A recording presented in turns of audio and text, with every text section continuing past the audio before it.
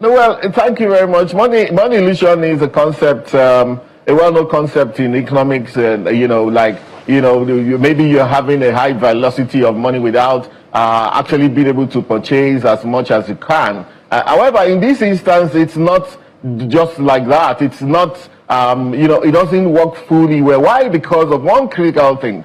The prices of factors of production have not increased at the same rate as the depreciation in the value of the naira. So if you had 100,000 naira today, whereas it may not be able to buy you what 100,000 will buy 2-3 years ago, it can still take you some way. Because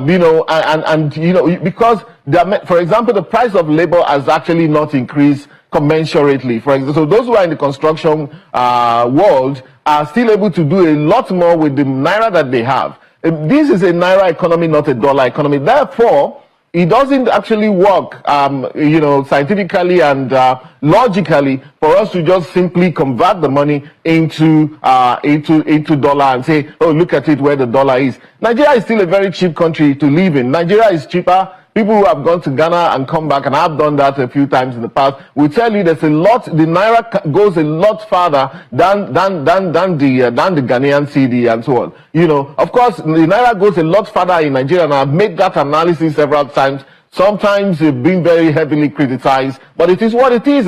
It's scientific that the naira can do a whole lot for you in Nigeria than it would for you in. The other time I even did an analysis, looking at rentals in the UK. For a 3-bedroom flat in Knightsbridge, you probably would need about £10,000 every month. That's a lot of money. But even in our most expensive place in Banana Island, it's a lot less. You may be like a third of the money. And that is what we mean, that, in naira, if you're trading in naira and you're in Nigeria, you would do a lot more with your naira than you would in many of these other countries that we cannot. Therefore, I don't want us to let that be a get out of jail free card, especially for the state governments. Because some of them, I've heard some of the governors say, oh yes, we are getting this money, but in dollar terms. No, it's not dollar terms, it's naira. First of all, the first charge on your money is to pay your staff, and of course, many of the state governors have been magnanimous enough. They are paying even a higher minimum wage than the federal. Some of them are paying. In fact, one of them, I think, is Imo State or so, increased to 120,000. In Lagos State, there is 100,000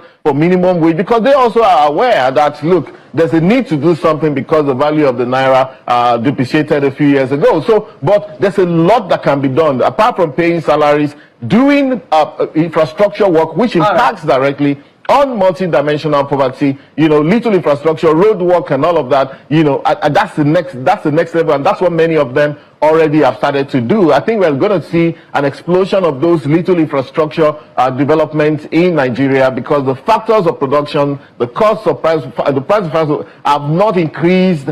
Some of them have not increased at the same rate as the naira has devalued. So we can't be talking about money illusion here. It's not just that simple. You talked about